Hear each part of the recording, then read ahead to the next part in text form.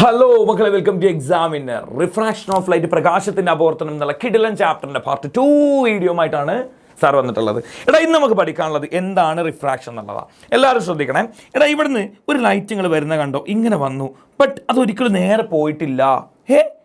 ഇതിങ്ങനെ വന്നു, നേരെ പോകുന്നില്ല, എല്ലാതും വളയുന്നുണ്ട്. സംതിങ് ഫിഷി, എന്തോ പ്രശ്നമുണ്ട് മക്കളെ. അപ്പം ആ പ്രശ്നം എന്താണെന്നുള്ളതാണ് ഇന്ന് നമ്മൾ പഠിക്കാൻ പോകുന്നത്. എടാ ശ്രദ്ധിക്കുകയും ആദ്യം നിങ്ങൾ മനസ്സിലാക്കേണ്ടത്, എടാ ഇവിടെ എയർ ആണുള്ളത്, ഇത് ഗ്ലാസ് ആണ് അല്ലേ? നിങ്ങൾക്കറിയാം, നിങ്ങൾ ഓർത്ത് വെക്കേണ്ടത്, കഴിഞ്ഞ ക്ലാസ് നമ്മൾ ഒപ്റ്റിക്കൽ ഡെൻസിറ്റി പഠിച്ചിരുന്നു. ഒപ്റ്റിക്കൽ ഡെൻസിറ്റി കൂടുമ്പോൾ, പ്രകാശിക സാന്ദ്രത കൂടുമ്പോൾ സ്പീഡ് കുറയുമെന്ന് പഠിച്ചിരുന്നു. മക്കൾ എങ്ങനെ ഓർത്ത് വെക്കേണ്ടതെന്നുള്ള സാർ വേഗം ഒന്ന് പറയാം. എടാ, ഇവിടെ എയർ ആണ്, ഇവിടെ ഗ്ലാസ് ആണ്. എടാ, കട്ടി കൂടുതൽ ആർക്കാ നോക്കുക? കട്ടി കൂടുതലുള്ള ഗ്ലാസ്സിന്. ഇതൊക്കെ നമ്മളെ ബാച്ചിലെ കുട്ടികൾ നമ്മൾ എടുത്തു കൊടുത്താൽ സെറ്റാക്കിയിട്ട്. ഓക്കെ, അപ്പോൾ ഗ്ലാസ്സിന് കട്ടി കൂടുതലാണ്. ഗ്ലാസ്സിന് കട്ടി കൂടുന്ന സമയത്ത് അവിടെ സ്പീഡ് കുറയും. കട്ടി കൂടുമ്പം സ്പീഡ് കുറയും, കട്ടി കൂടുമ്പോൾ സ്പീഡ് കുറയും. ഓർത്ത് വെക്കുക. എടാ, എയറിൽ നല്ല സ്പീഡിൽ വന്ന ലൈറ്റ് പെട്ടെന്ന് സ്പീഡ് കുറയുമ്പോഴാണ് ഒന്ന് വളയുന്നത്. നല്ല സ്പീഡിൽ വന്ന ലൈറ്റ് പെട്ടെന്ന് സ്പീഡ് കുറയുമ്പോൾ ആരായാലും ഒന്ന് വളഞ്ഞു പോകില്ലേ എന്നാണ് നമുക്ക് പഠിക്കാനുള്ളത്. ശ്രദ്ധിക്കണം കേട്ടോ, എല്ലാവരും ഡെഫിനിഷൻ ശ്രദ്ധിക്കണേ. ഓക്കെ, ആദ്യം എല്ലാവരും ശ്രദ്ധിക്കുക. When a ray of light, ഒരു ലൈറ്റ് വരുന്നു. എങ്ങനെ വരുന്നത്? ഒബ്ലീക്ലി. എന്താ സാറ് ഒബ്ലീക്ലി? ചെരിഞ്ഞുകൊണ്ട്. എടാ മലയാളീസ് ശ്രദ്ധിച്ചേ, പ്രകാശം ഒരു മാധ്യമത്തിൽ നിന്ന് മറ്റൊരു മാധ്യമത്തിലേക്ക് ചെരിഞ്ഞു വരുന്നു.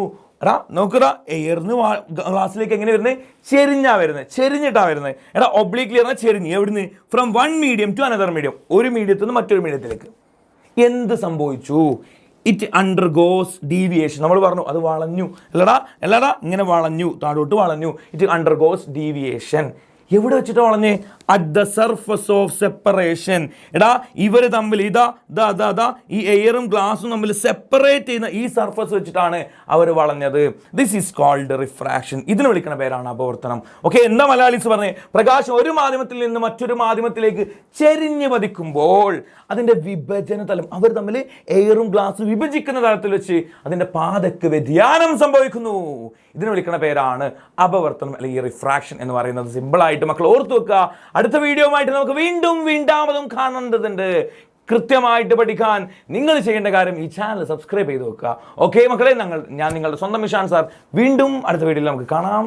Good bye.